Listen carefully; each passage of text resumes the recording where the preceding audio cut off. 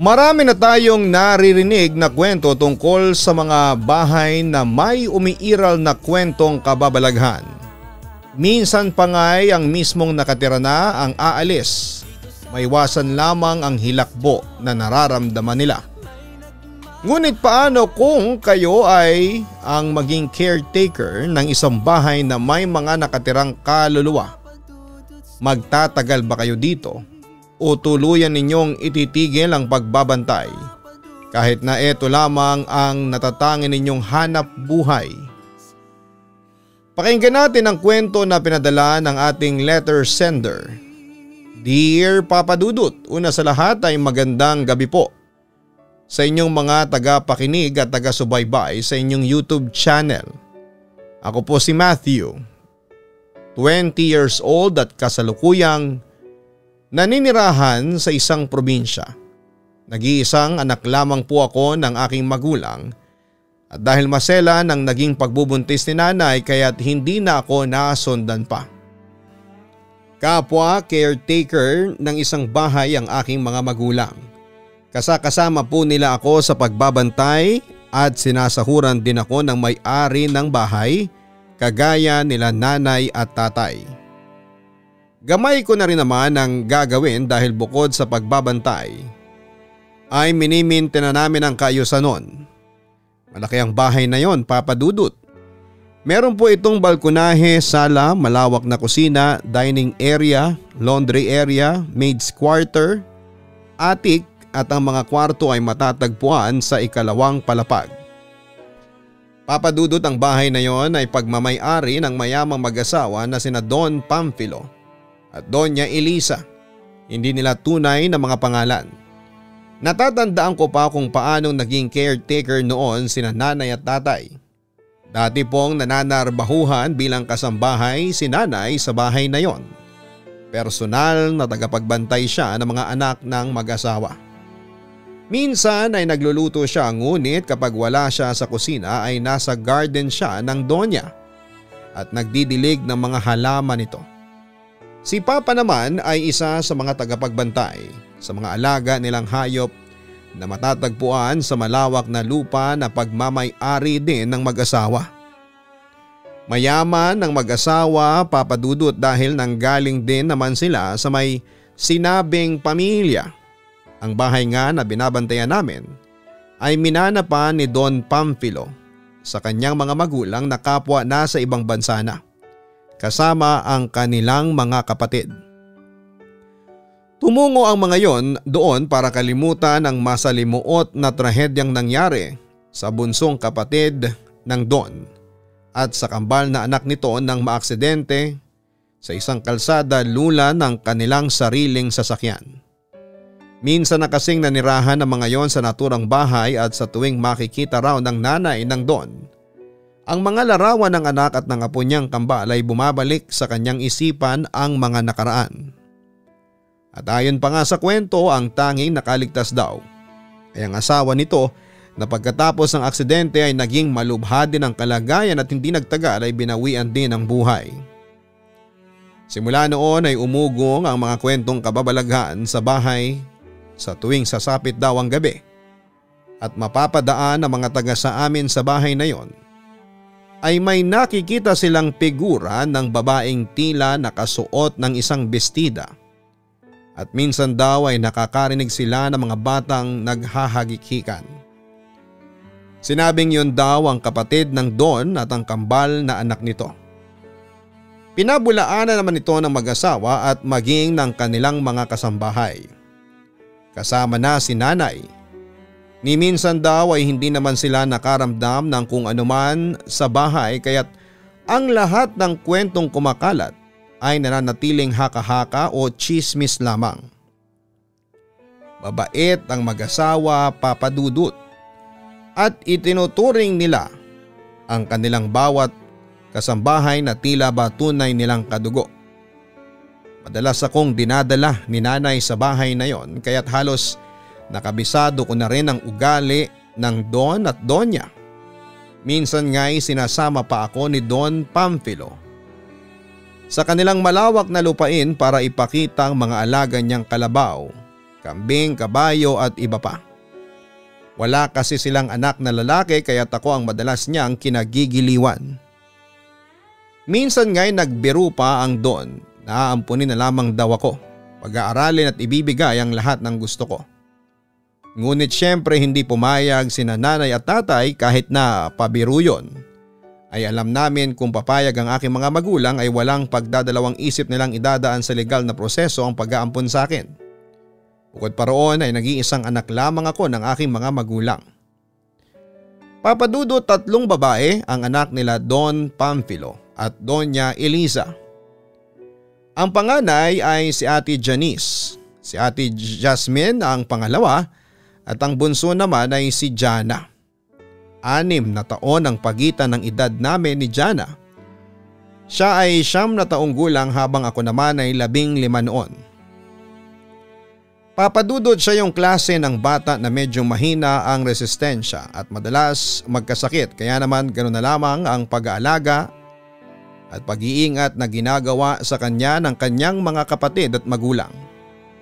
Hindi siya pwedeng mapagod ng sobra dahil meron siyang hika. Isa rin yon sa mga dahilan kung bakit mabilis siyang hapuin. Noon ay madalas kaming naglalaro sa kanilang farm ngunit nang mapansin ng bunso na si Jana na napapalapit sa akin ang kanyang ama, ay hindi maikakaila na minsan ay nakaramdam siya ng selo sa akin. Marahil ay dahil na rin yon sa pabirong pagsasabi ng mga magulang niya, partikular na ang Don na ampunin ako. Gaya na lamang nang nangyari isang hapon. Inaya ako nila Ate Janice at Ate Jasmine na sumali sa paglalaro nila ng tagu-taguan. Ngunit pinigilan ito ni Jana. "Huwag ka nang sumali sa amin, Kuya Matthew. Hindi ka naman namin kaano-ano eh."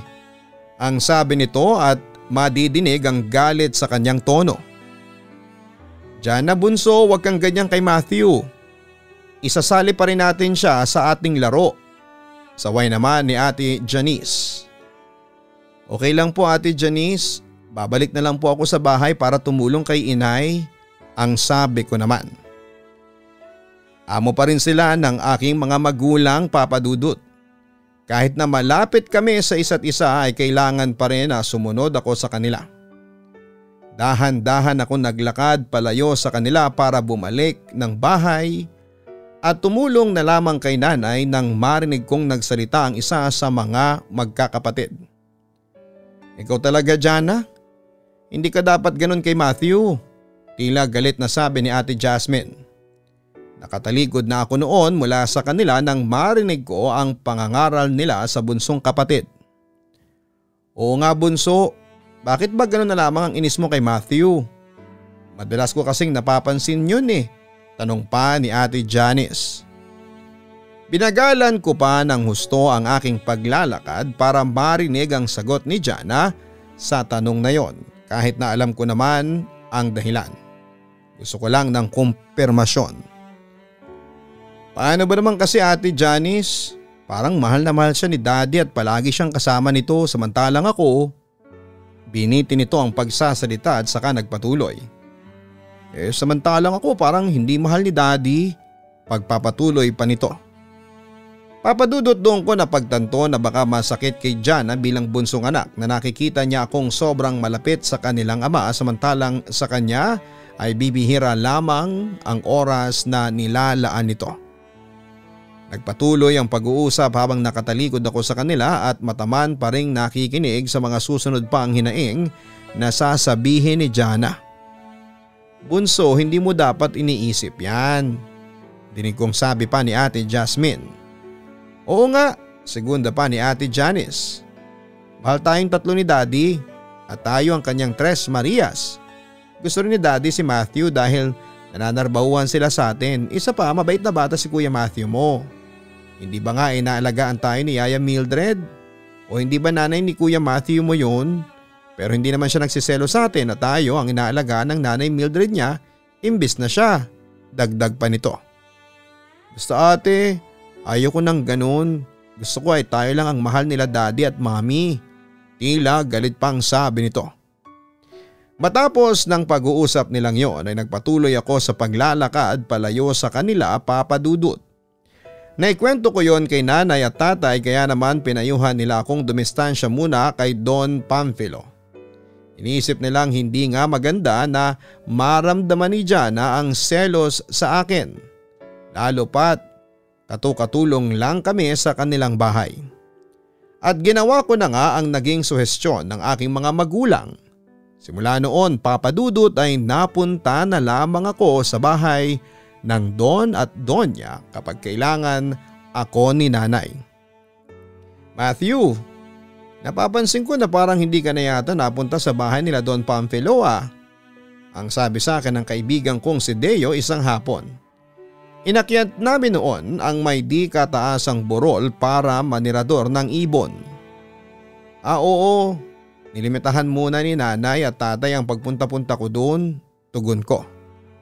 Bakit naman? Nagtatakang tanong nito. Kasi nagsiselos yung bunsong anak nila sa akin, paliwanag ko. Ha? Anong ibig mong sabihin? Muli niya pang tanong. Nagsiselos siya kasi laging sinasabi sa akin ni Don Pamphilo na kung pwede ba raw nila akong ampunin at ituring na anak. At nang minsang maglaro kami kasama si Jana at ang mga atin niya ay doon ko nalaman na wala palang oras na nailalaan ang kanyang ama sa kanya. Lalo na't kung gusto nitong makipaglaro. Mahabang litanya ko sabay pikit ng isa kong mata.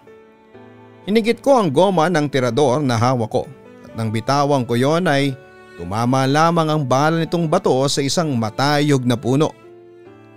Ganon? Bakit naman siya magsiselos? Ayaw niya ba nun? Magkakaroon siya ng kapatid na lalaki at ang ibig sabihin ay may kuya na siya, hindi ba? Katwiran pa ni Deo. Siyempre hindi niya maiisip yun. Bata pa yun at saka natural sa kanya ang magselos. Dahil pakiramdam niya, yung pagmamahal na dapat ibinibigay sa kanya ng daddy niya ay napupunta sa akin. Balik na paliwanag ko kay Deo. Bakit kaya kapag mayaman parang masasama ang ugali no? Tanong pa ni Deo. Hindi naman lahat. Ibahin mo ang Don at Donya. Mababait sila. Hindi matapobre at higit sa lahat ay tinuturing ng kapamilya sina nanay at tatay at ang iba pang mga nananarbahuhan sa kanila. Paliwanag ko. Pero bakit yung bunsong anak nila masama ang ugali? Napakamot na lamang ako sa tanong na yon ni Deo. Ang kulit mo naman Deo. Basta, bata pa nga kasi si Jana, hindi niya pa alam yun at saka uulitin ko. Natural lang ang magselos dahil magulang niya yun. Malinaw na ba? Paliwanag ko pa ulit. Nagtawa na lamang si Deo sa huli kong sinabi na yon. Papadudot lumipas sa mga araw na ganon ang naging setup ko. Magpupunta lamang ako sa bahay ng mga amo nila nanay at tatay sa tuwing kakailanganin nila ako. Buong tapang din na ikinikwento ni tatay sa Don ang nararamdaman ng kanilang bunsong anak. At pagkatapos noon ay napansin daw nila ni nanay na nagbigay na ng atensyon ang Don dito. Hanggang sa isang araw ay ipinatawag nina Don Pamphilo at Donya Elisa ang lahat ng nananarbahuhan sa kanila. Magmula sa mga katulong sa bahay hanggang sa mga tagapangalaga ng mga hayop nila sa farm. Isinama ako noon ni nanay at tatay para bang isang meeting di abanse yon at may mahalagang sasabihin ng Don. Naroon kami sa isang bahagi ng malawak nilang lupain. Papalubog na ang araw na mga oras na yon at malakas ang hangin kaya't nagdulot po ito ng lamig sa kahit na sino. Nang tapunan ko ng tingin ng nanay ay napahima siya ng kanyang braso dahil sa lamig ng hangin. Hinintay lang ng Don na makumpleto ang lahat bago ito nagsimulang mag-anunsyo. Narito na ba ang lahat? Malumanay na tanong nito. Katabi niya ang kanyang asawa habang ang anak na bunso nito ay nakayapos sa kanyang kaliwang braso. Pansin ko ang panganga lumata ni Jana na parang kagagaling lamang sa sakit. Bukod doon ay maputla ito. Tuyong-tuyo ang labi at parang hinahapo. Sila Ate Janice at Ate Jasmine naman ay katabi ni Doña Elisa na nasa bandang kanan. Binilang ni tatay ang mga trabahador at saka nagsalita. "Kompleto na po, Don Pamphilo," ang sabi nito. "Salamat Ramon," tugon naman ni Don kay tatay. "Nagpatawag ako ng pagpupulong dahil meron lamang kong iaanunsyo sa inyo," ang sabi nito saka tumingin sa kanyang asawa. Nang tumango ang Donya ay muli siyang nagpatuloy sa kanyang pagsasalita. "Nais kong ipaalam sa inyong lahat na sa susunod na linggo ay huling araw na ninyo." Pagkatapos sabihin niyo ng Don ay umugong ang bulong-bulungan sa lahat ng naninilbihan sa kanila. Tiningnan ko ang ekspresyon ng mga kasamahan nila nanay at tatay at nanaig sa kanilang mukha ang lungkot at pagkadismaya. Maging sa aking mga magulang. Siyempre, sino ba naman ang matutuwa sa nalalapit na pagkawala nila ng trabaho? Itinaas ni Mang Nestor ang kanyang kamay at saka nagsalita. 60 anyos na ito, payat ang pangangatawan at puro puti na ang kanyang buhok.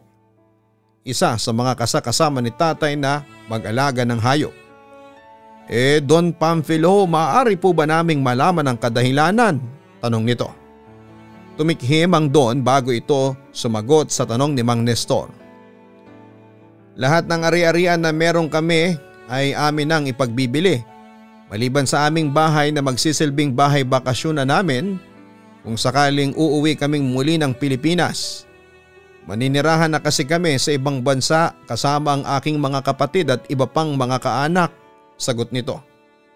Hindi naman ho kaya't parang napakabilis ng pangyayari, tanong pa ni Aling Mila, isa sa mga pinakamatandang kasambahay nila. Aling Mila, at ganoon na rin po sa lahat. Mahirap din sa amin na humantong sa ganitong desisyon, ngunit may mga bagay lamang kami na kailangang asikasuhin at pagtuunan ng pansin. Sagot naman ni Doña Elisa.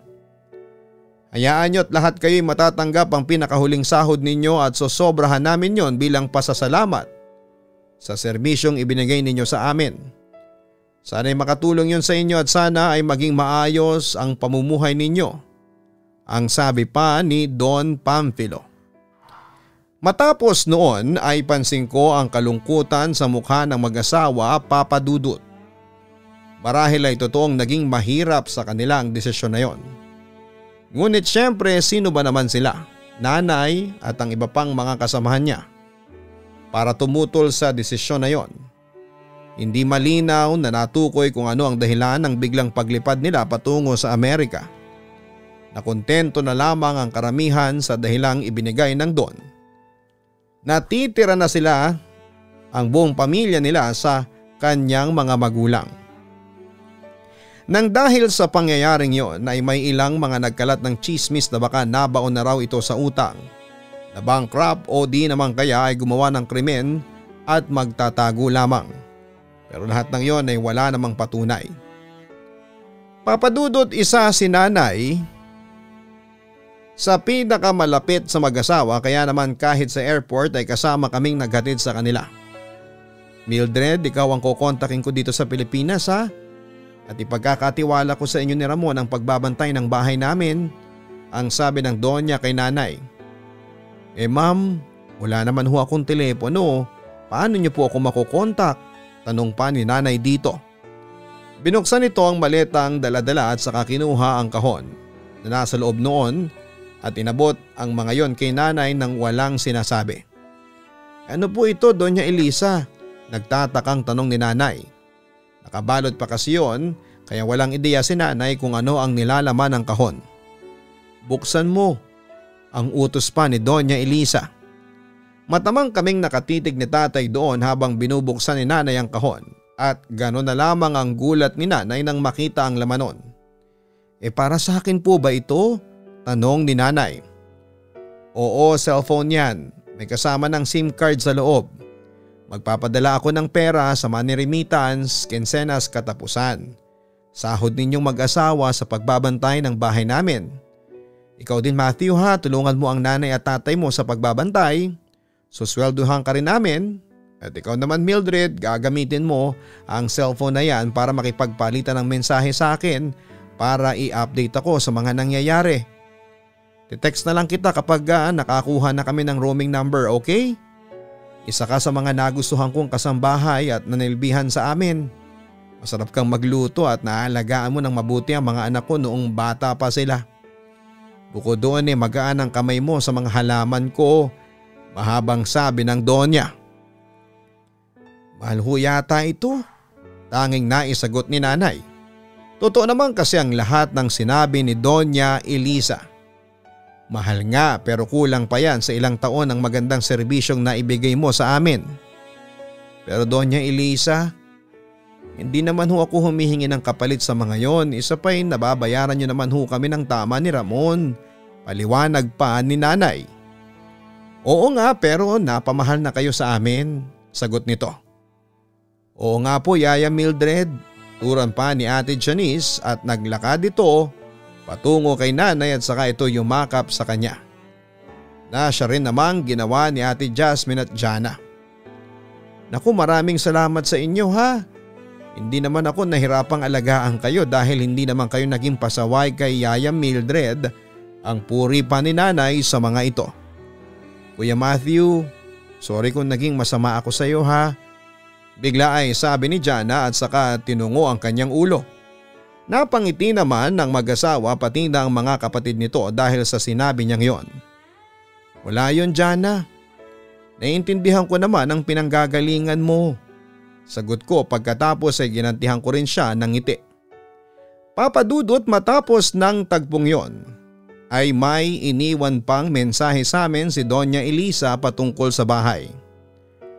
Alagaan ninyong mabuti ang bahay ha.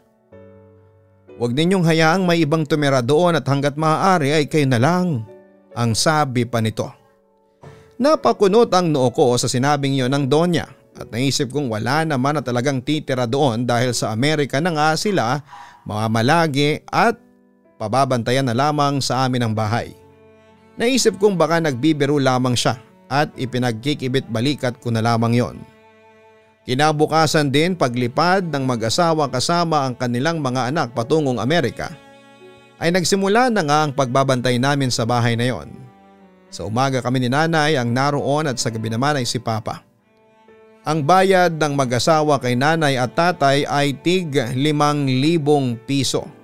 Habang sa akin naman ay 2,500 na iniipon nila nanay para sa aking pag-aaral. Oo papadudot, ganun ang presyo at napakalaking halaga na noon para sa amin sa probinsya. Kaya nga noong kumalat ang chismis na nabankrupt ang pamilya nila kaya tumungo ng Amerika ay hindi po kami naniniwala. Isang umaga ay tinungo namin ni nanay ang bahay para magsimula sa pagbabantay nito. Tinangala ko ito habang pinagmamasdan ang kagandahan ng bahay na yon. Sadyang napakalaki. Luma man ngunit mababanaag pa rin ang pagiging matibay nito sa tagal ng panahon. Nga lamang kung dati ay makikita ang masiglang muka ng bahay, ngayon ay wala na ito. Wala na ang dating sigla ng bahay papadudot dahil wala na ang ingay. Nakasiyahan lalo na at kapag may mga okasyon gaya ng birthday, Pasko, bagong taon at pagtitipon ng mga kasama sa bahay ng mag-asawa. Wala na rin yung karamihan sa kagamitang muebles dahil isinama yon sa pagbenta ng ilan sa ari-arian ng mag-asawang Don at Donya. Madilim na ang pasilyo papunta sa mga kwarto dahil pinutol na rin ang linya ng kuryente. Ibabalik na lang daw kapag nagbakasyon ng matagal ang pamilya ng mag-asawa, madali lang namang ibalik yon lalo't may pera naman sila. Ang sabi ng marami ay isang bahay na hindi natitirhan ay pinamamahayan ng mga kung ano-anong elemento at ligaw na mga kaluluwa. Dati ay hindi po ako naniniwala sa kasabihang yon. Hanggang sa ako na mismo ang makaranas isang tanghaling maalinsangan ng panahon. Pinakyat ako noon ni nanay sa dating kwarto ni Jana para linisin yon at walisan dahil masyado nang maalikabok. Bit-bit ko sa aking kanang kamay ang walis tambo at dustpan nang umakyat ako sa ikalawang palapag ng bahay. Sa kaliwang kamay ko naman ay isang timbang tubig at basahan na nakalublob na sa tubig na nasa timba. At dahil may kalumaan na at yari sa matitibay na kawayan ng sahig ay umiingit ito sa tuwing iaapa ko ang aking paa. Ganon din sa hagdanan. Nakakabingi ang katahimikan, Papa Dudut. Ang tanging maririnig mo lamang ay ang huni ng mga ibon sa labas at paminsan-minsang pagtilaok ng manok kahit na tanghaling tapat. Nang makadako ako sa ikalawang palapag ng bahay ay kumatok muna ako sa pintuan ng dating kwarto ni Jana bilang paggalang. Ewan ko at nakita ko lang yon na ginawa ni nanay noon at ang sabi niya sa akin ay bilang paggalang daw yon. At pagkapaalam na ikaw ay tao at papasok ka sa loob ng kwarto. Nakakatakot kong isipin dahil wala namang tao sa loob. Gayunman ay ginawa ko pa rin at nang pihitin ko ang seradura ay tuluyang ko nang nabuksan ang pintuan. Kagaya ng sahig at hagdan ay umingit din yon. Yung tipo ng tunog na naririnig natin sa mga horror movies kapag bumubukas ang isang pinto. Ganon yon mailalarawan. Madilim ang kwarto at sadyang ang maalikabok. Kaya nang makapasok ako doon ay napabahing ako ng malakas. Agad kong binuksan ang bintana upang makapasok ang liwanag sa loob ng kwarto mula sa labas. Pagkatapos noon ay sinimulan kong iahon ang basahan mula sa pagkakalublob nito sa timba at piniga ko yon. Una kong pinunasan ng sahig. Noong isang linggo pa ito nalinis ni nanay kaya ngayon ay grabe naman ang alikabok. Nang mapigaan ko ang bimpo ay sinimulan ko ng ipunas yon sa sahig at ganun lang kadali na sumama ang alikabok sa basahan. Abala na ako sa aking ginagawa nang bigla akong may marinig na yabag ng mga paa na umakyat sa hagdanan.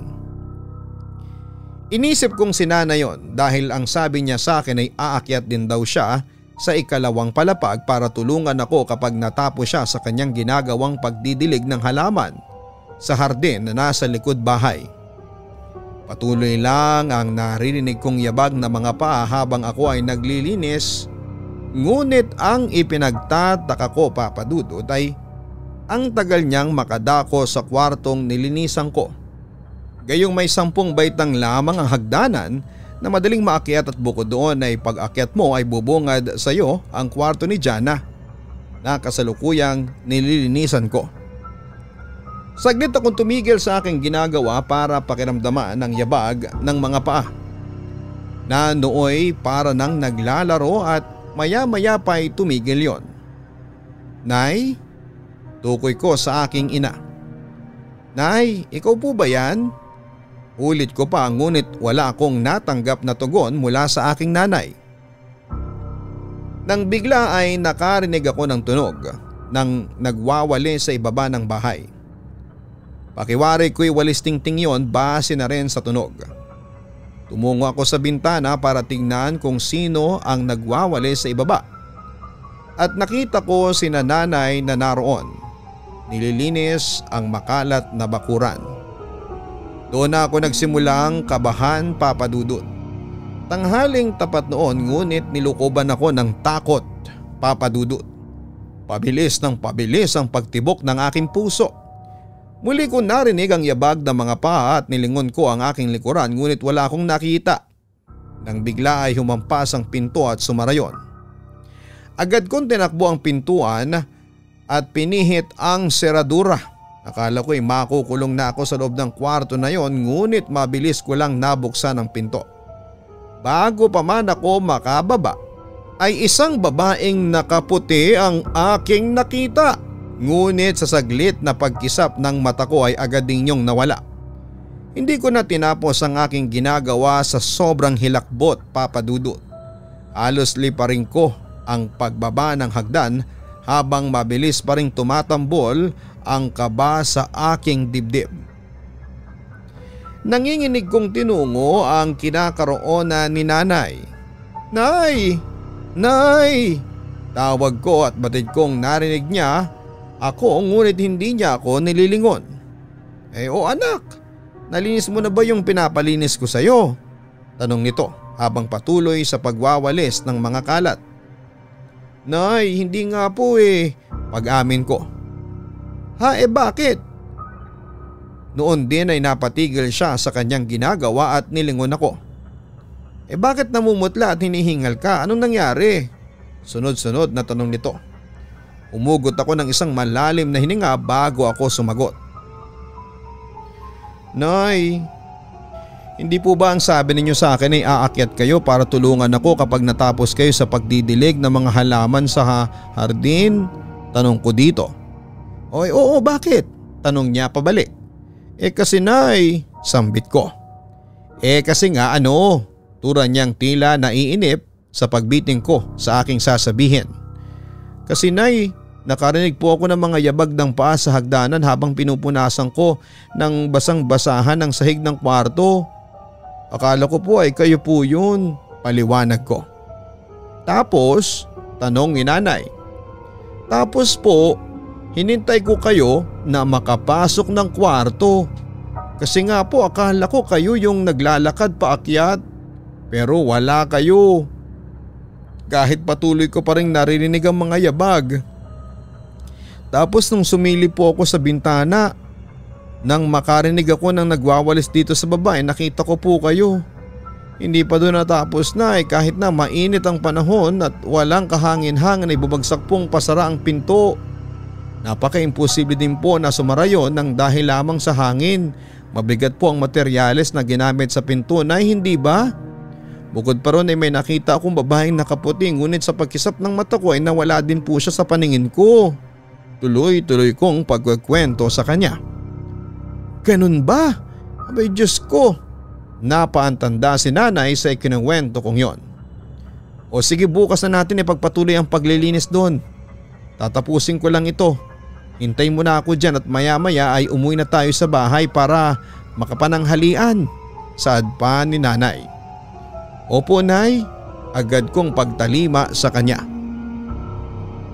Lumipas ang ilang pang mga araw na maging sila nanay at tatay ay nakaramdam na rin ng mga kababalaghan sa bahay na yon.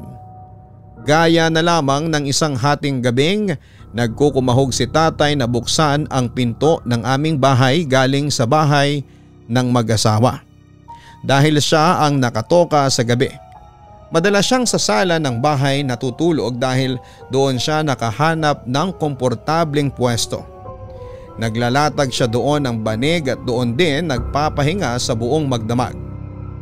Kilala ko si Tatay Papa Dudut. Matapang po siyang tao. Gayunman ay naniniwala siya sa mga elemento dahil kilalang manggagamot ang lolo ko na kanyang ama na ilang taon nang nakakalipas ng mamaalam. Sabi ni tatay halos bumagsak na ang talukap ng kanyang mga mata sa sobrang antok. Dala na rin ang pagod, Papa Dudut. Gaya ng nabanggit ko ay wala ng kuryente ang bahay simula nang umalis na ang pamilya na may-ari noon. Kaya naman kandila na lamang ang nagsisilbing tanglaw ni tatay ng mga oras na yon. Ilalapat na niya sana ang hapo niyang katawan sa banig na nakalatag sa lapag nang makarinig siya di umano ng mga bata naghahagik-hika na sinundan ng mga yabag ng paang nagtatakbuhan. Lubos niyang pinagtaka yon, Papa Dudut. Napabangon siya mula sa pagkakahiga at ang sabi ni tatay ay nawala ang antok niya at otomatikong nagtayuan ang kanyang balahibo. Paulit-ulit niya pang narinig ang takbuhan hanggang sa tumigil ito. Ang kwento pa sa amin ni tatay ay paunti-unting lumakas ang kabag sa kanyang dibdib. Tinungo niya ang lugar kung saan siya nakakarinig ng mga yabag ng paa at bumulaga daw sa kanya ang isang babaeng nakaputi. Mabilis lang halos at kisap mata at bigla rin po itong nawala. Doon ay tuluyang nang hilakbod si tatay kaya't napatakbo siya palabas ng bahay. Mula sa mahimbing na pagkakatulog ay narinig kong kumakatok na si tatay sa pinto kaya't agad ko siyang pinagbuksan. Hindi naman kalayuan ang bahay namin sa bahay ng Don at Donya kaya't mabilis lamang na nakauwi si tatay. Anong nangyari sa iyo? Tanong ni nanay. Ingal kabayo si tatay kaya't iginaya siya ng paupo ni nanay palapit sa lamesa. Doon siya nagsimulang magkwento ng nakakakilabot niyang karanasan. Noon din nagsimula na sina nanay na magkwento sa kanyang napagdaanan minsan naglilinis siya ng mga kwarto. Yabag din ang paa ng mga batang naglalaro ang kanyang narinig at isang babaeng nakaputi rin ang kanyang nakita. Kung pagtatagniin ang aming mga karanasan ay pare-parehas lang ito at sa pakiwari ko'y iisa lamang ang mga kaluluwang nagpapakita sa amin. Hindi naman namin magawang iabandona na lamang ang bahay at sabihin sa mag-asawa na kaya hindi na namin ito kayang bantayan ay dahil sa mga kaluluwang nangangambala sa amin. Iniisip nila nanay at tatay na baka hindi maniwala ang mga ito sa dahilang yon. Bukod doon, ang pagbabantay ng bahay ang tanging source of income namin kaya wala kaming nagawa kung hindi ang magtiis sa mga kababalaghang nararanasan namin. Papadudot lumipas ang linggo at buwan nang bigla ay umuwi ang mag-asawang Don at Donya sa aming probinsya. Don Pamphilo, Donya Elisa, bati ni tatay nang makita ito sa tarangkahan ng kanilang bahay. Bakit hindi ho kayo nagsabi na uuwi kayo? Sana ho ay napaghandaan namin ni Ramon, ang sabi pa ni nanay. Ayos ng Mildred, Ramon. Biglaan lang din ang pag-uwi namin dahil may kailangan kaming ayusin ang mga papeles sa pagbenta ng mga ari-arian. Bukas na bukas din ay tutulak muli kami pabalik ng Amerika. Tugon pa ng mag-asawa. Nakita ko naglabas ng kahon ng sigarilyo si Don Pamphilo sa kanyang bulsa at tinaktak ito para makuha ang isa. Sa kabilang bulsa naman ay kinuha niya ang kanyang lighter at saka sinindihan ang sigarilyo na hawak niya. Tinakpan pa niya yon upang hindi mamatay ang sindi. Maganda pa rin ang bahay ang sabi nito sabay buga ng usok. Hindi po namin pinapabayaan, sagot ni Papa na may malaking ngiti. Salamat sa inyo ang wika pa ni Donya Elisa. Wala ho yun. Tungkulin po namin na imintina ang bahay, sagot naman ni nanay. Teka nga po pala, nasaan po ang mga anak ninyo? Siguro malaki na si Jana at napakagandang bata no? Pati na rin si Janice at Jasmine. Siguro mga may nobyo na ang mga alaga ko, segunda pa ni nanay. Nagkatinginan na mag-asawa nang sabihin niyo ni nanay at napansin kong bahagyang nalungkot ang kanilang mga mata. Pumasok tayo sa loob at may sasabihin kami sa inyo. Anyaya nandoon na agad naming ginawa. Sa balkonahe sila nag-usap at doon lang napansin ng mag-asawa ang presensya ko. Naku, tingnan mo nga naman napakagwapo nitong si Matthew. Binatang binata na. Malumanay na sabi ni Donya Elisa. Sana'y malaki na rin si Jana ngayon, gaya mo. Nalungkot ang Donya nang sabihin niya yon. Mawalang galang na po Donya Elisa, ano po bang ibig ninyong sabihin? Makuryosidad na tanong ni tatay. Nakita kong niyakap ng Don ang kanyang asawa bago ito muling nagsalita at magsimulang magkwento. Ilang buwan nang tumulak kami papunta ng Amerika ay nagkasakit ang bunsong anak namin na si Jana. Nagkaroon siya ng cancer sa baga. Inilaban namin siya at gumastos kami upang humanap ng espesyalista sa Amerika, ngunit hindi na kinain ng katawan niya at tuluyan na siyang namaalam. Pagkukwento ng Donya at saka tumulo ang mga luha sa magkabila nitong mga mata. Ho, gulat na sabi ni nanay. Diyos ko, sambit naman ang tatay at saka nagpalatak. Oo Mildred, Ramon. Patay na ang bunso namin ni Pamphilo. Ang sabi pa ni Donya Elisa. Ikinakalungkot po naming malaman ang nangyari kay Jana, Donya Elisa at Don Pamphilo. Sabi ko nang nakikiramay sa kanila. Ilang taon na rin ang nakakalipas mula nang ihatid namin siya sa kanyang himlayan sa adpa ng Don. Papadudot matapos ng usapan na yon ay naisingit ng tatay sa kwentuhan ng mga kababalaghang naranasan namin. Doon namin nalaman na totoo pala ang kwento-kwento noon na nagmumulto ang kapatid ng Don. Itinanggilang nila ito sa marami dahil ayaw nilang maging simbolo ng katatakutan ang kanilang bahay. Simula raw nang mamatay ang kapatid ng Don at ang kambal na anak nito ay nagsimula na ang pagpaparamdam. Ayon pa sa kanila, Ang dating kwarto ni Jana ay kwarto ng namayapang kapatid ng Don na madalas ding paglaruan ng anak nitong kambal.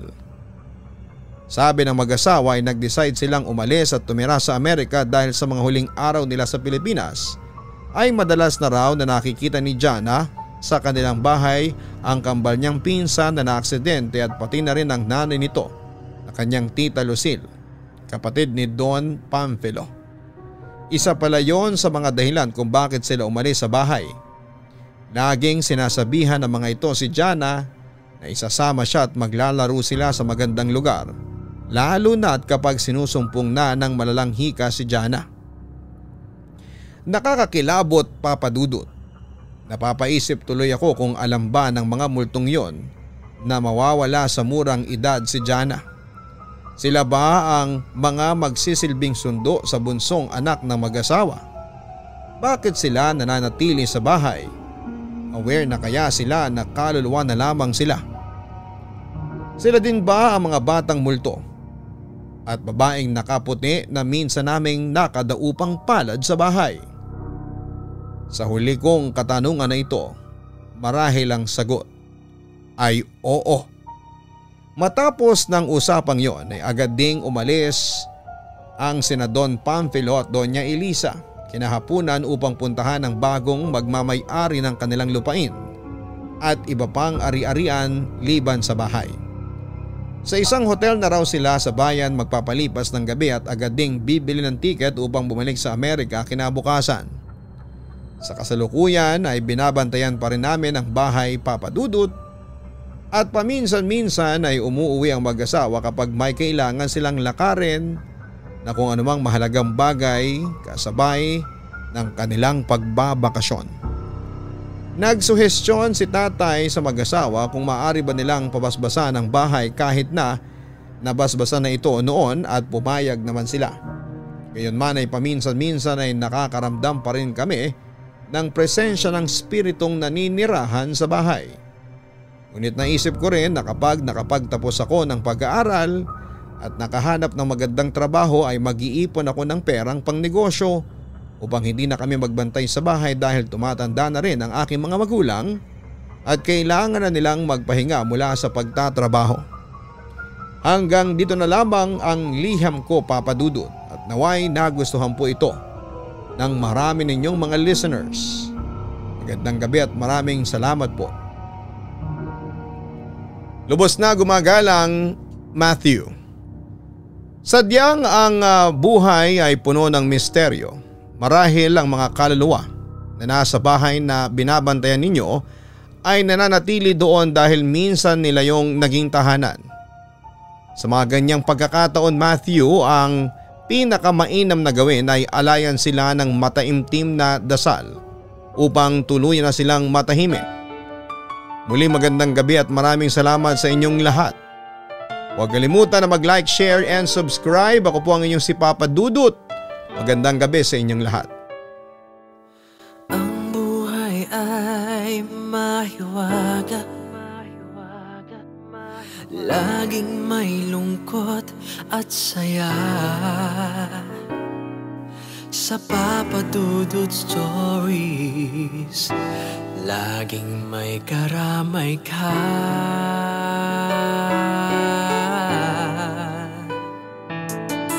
Mga problemang kay bigat, dito ay pakikinggan ka. Sa Papa Dudut Stories, kami ay iyong kasama. Dito sa Papa Dudut Stories, ikaw ay hindi nag-iisa.